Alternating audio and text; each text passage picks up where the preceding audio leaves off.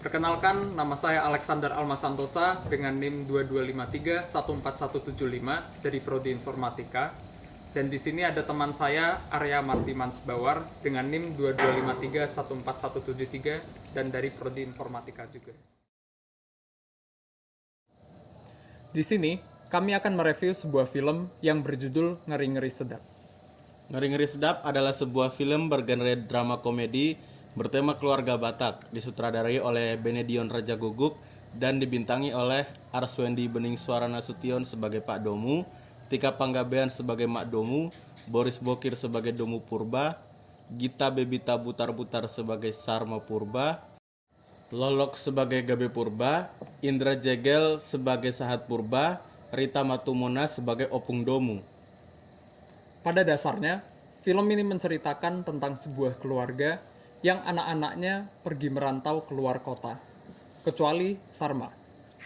Sejak awal, 3 dari 4 anak-anak yaitu Domu, Gabe, dan Sahat memang sudah memiliki hubungan yang kurang baik dengan bapaknya. Kedua orang tua ingin anak-anaknya pulang.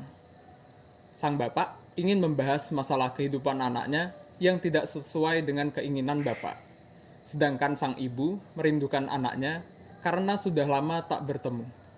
Juga untuk mengikuti pesta adat dari neneknya. Tetapi karena anak-anaknya tidak mau pulang, mereka memiliki sebuah ide agar anak-anaknya mau kembali ke kampung. Idenya adalah untuk berpura-pura ingin bercerai. Rencana tersebut berhasil dan anak-anaknya pulang. Anak-anak hanya ingin tinggal selama beberapa hari, lalu mereka ingin segera kembali ke tempat rantauannya. Pak Domu dan Ibu Pak Domu menahan mereka untuk pulang dengan membahas berbagai masalah, dan Ibu Pak Domu menyuruh mereka tinggal sampai acara syukuran selesai.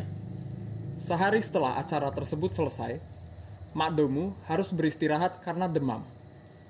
Pak Domu memarahi Domu, Gabe, dan Sahat karena tidak ingin mengikuti keinginan dari dia.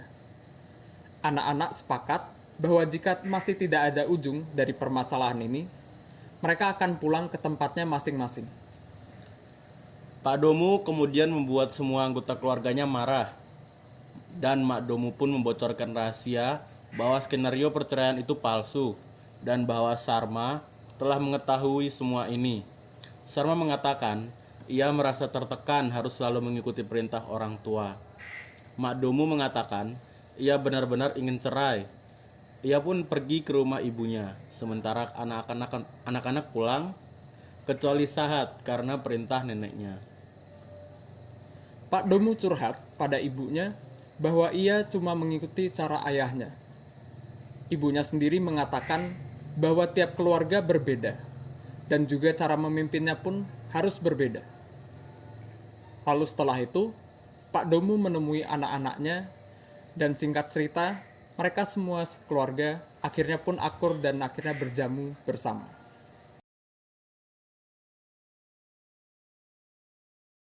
Pada film ini, kita dapat melihat pencarian eksistensial dari salah satu karakter, yaitu Pak Domu.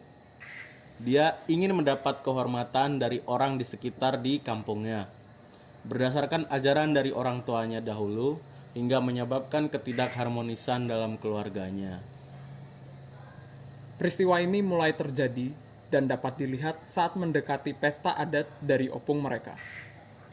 Dari sini, Pak Domu ingin anak-anaknya kembali ke kampung agar bisa menunjukkan bahwa dia sudah berhasil membesarkan anaknya kepada penduduk di sekitar kampungnya. Seluruh anggota keluarga terlibat dalam pencarian eksistensial ini. Peristiwa ini sebagian besar terjadi di kampung halaman mereka, di Samosir. Yang membuat pencarian eksistensial ini sungguh berkesan adalah karena Pak Domu akhirnya dapat menemukan cara memimpin keluarganya dengan benar setelah mengalami berbagai kejadian yang hampir memecah keluarganya dan menerima saran dari ibu Pak Domu. Jika dihubungkan dengan agama, Pak Domu dapat merasakan kehadiran Allah dalam hidupnya saat menerima berbagai masukan dari ibunya. Sehingga pikirannya menjadi lebih terbuka dan dapat menerima berbagai pilihan yang ditentukan oleh anaknya sendiri, yang sebelumnya tidak dia setujui.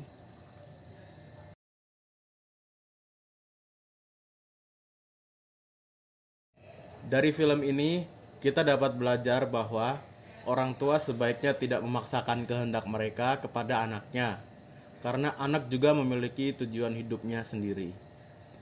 Anak juga harus menjaga hubungan yang baik dengan orang tuanya, karena jasa orang tua sangat berpengaruh pada masa depan mereka.